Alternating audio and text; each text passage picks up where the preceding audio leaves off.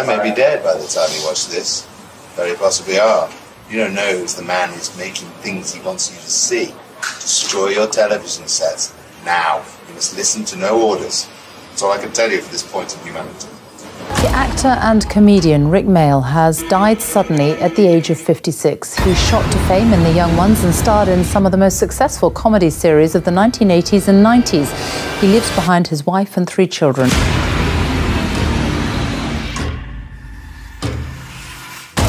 So now you're telling me that climate change is fake? As you know it. Why do you recycle? Why do you recycle? I'm doing my bit. So you're trying to save the planet? Yeah. How precious of you to think that you could save the planet. If she needed saving, especially from us, she'd just wipe us out. People in power are using fear to fuel the racism. How long before they use this racism to make soldiers turn on their own? Innocent people living in a police state. So had it begun? Controlling and monitoring the movement of individuals within the society, putting chips in passports, ID cards, CCTV. They're using this orchestrated ruse to convince the public to accept Big Brother-type controls. And then they will intentionally reduce the mass of the world's population. Mass genocide on a scale never seen before. There are a mass of ways they could introduce population slaughter. More staged events, orchestrated and maneuvered conflicts, and the use of bioengineered diseases. Vaccines. They could come in vaccines. 13 out of every 14 people killed, destroyed, and murdered. In order to stabilize world population, they need, or want, to dispose of 6.5 billion people. It's a horrible thing to say, but isn't it just as bad not to say it? Questions? These are the things that are going on in there. It's like an octopus with arms. It's many, many arms, but you got to go after the head of the octopus in this one. Who is it? The central banks, the IMF, the ECB, the private West central banks, the BIS, the Rothschild banks. The Federal Reserve really, even though it is not part of the federal government, it is more powerful than the federal government. It's more powerful than the president, the Congress, and the courts. The problem is that since 1864, we've had a debt-based banking system. All our money is based on government debt. We cannot extinguish government debt without extinguishing our money supply. That's why talk of paying off the national debt without reforming our banking system is an impossibility. That's why the solution does not lie in discussing the size of the national debt, rather it lies in reforming our banking system. There's nothing federal about the Federal Reserve, and there are no reserves. The name is a deception created back before the Federal Reserve Act was passed in 1913 to make Americans think that America's central bank operates in the public interest. Why can't Congress do something about the Fed? Most members of Congress just don't understand the system, and the few who do are afraid to speak up. As difficult as it was for me, I have come to an inescapable and profoundly disturbing conclusion. I believe that an elite group of people and the corporations they run have gained control over not just our energy, food supply, education, and health care, but over virtually every aspect of our lives. And they do it by controlling the world of finance, not by creating more value, but by actually controlling the source of money. When I followed the money, I found that it took me up the levels of a pyramid. Here we are at the bottom level going about our daily lives. Above us is government, people who are given a monopoly on force and use it to tax and control us whether or not we agree. But who controls them?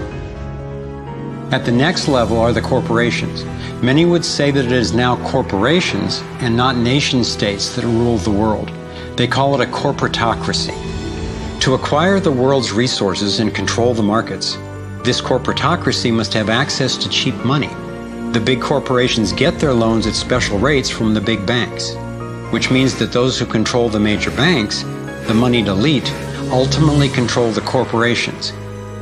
As I've followed the money, I've learned that almost everything I once believed about money is simply not true. The problem is we have a privately owned central bank system in the United States disguised as a government-owned system. Now, if you look in the telephone book here in the Washington, D.C. area, you look up for Federal Reserve in the blue government pages, it's not there. It's in the white pages right next to Federal Express.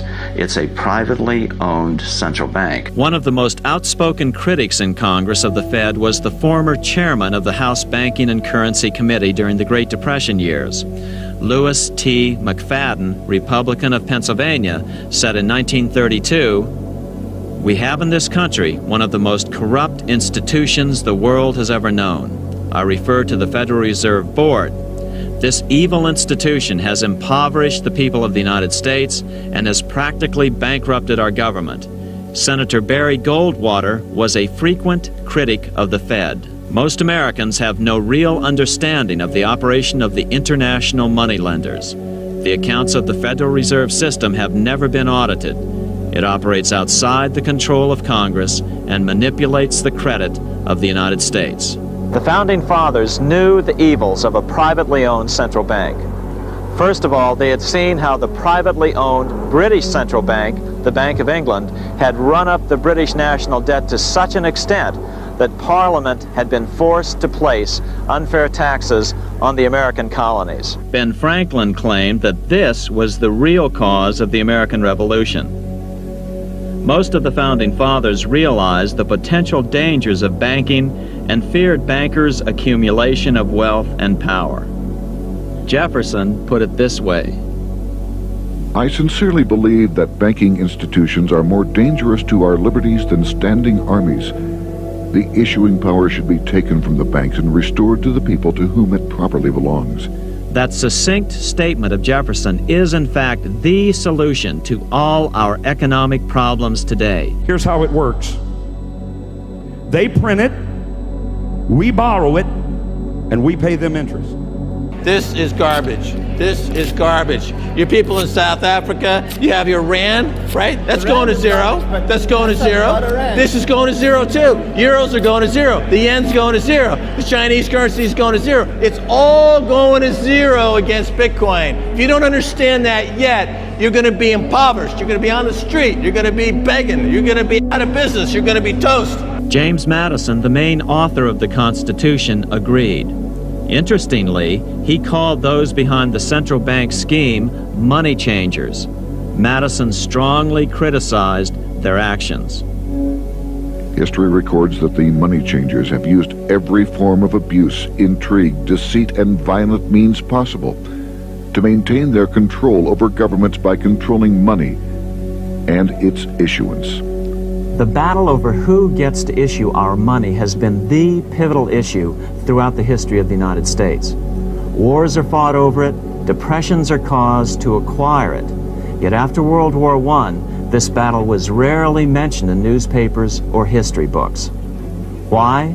By World War I, the money changers, with their dominant wealth, had seized control of most of the nation's press. The sharing of biased and false news has become all too common on social media. More alarming, some media outlets publish things they are true without checking facts first. Unfortunately, some members of the media use their platforms to push their own personal bias and agenda to control exactly what people think, and this is extremely dangerous to our democracy. This is extremely dangerous to our democracy. This is extremely dangerous to our democracy. This is extremely dangerous to our democracy. This is extremely dangerous to our democracy. This is extremely dangerous to our democracy. This is extremely dangerous to our democracy. This is extremely dangerous to our democracy. This is extremely dangerous to our democracy. This is extremely dangerous to our democracy. This is extremely dangerous to our democracy. This is extremely dangerous to our democracy. This is extremely dangerous to our democracy. This is extremely dangerous to our democracy. This This is extremely dangerous to our democracy. This is extremely dangerous to our democracy. All the Trump supporters that I talked to who were Trump voters. He's trying to undermine the media, trying to make up his own facts, and it could be that he can actually control exactly what people think, and that is our job. Yeah, that is our job. You have owners. They own you. They own everything. They own all the important land. They own and control the corporations. They've long since bought and paid for the Senate, the Congress, the state houses, the city halls. They got the judges in their back pockets, and they own all the big media companies, so they control just about all of the news and information you get to hear. They got you by the balls. These authoritarians hate Bitcoin, and it's for the same reason. Why do they hate Joe Rogan? Because they can't control him. He's not subject to their authoritarian power. Why do they hate Bitcoin? Because they can't control it.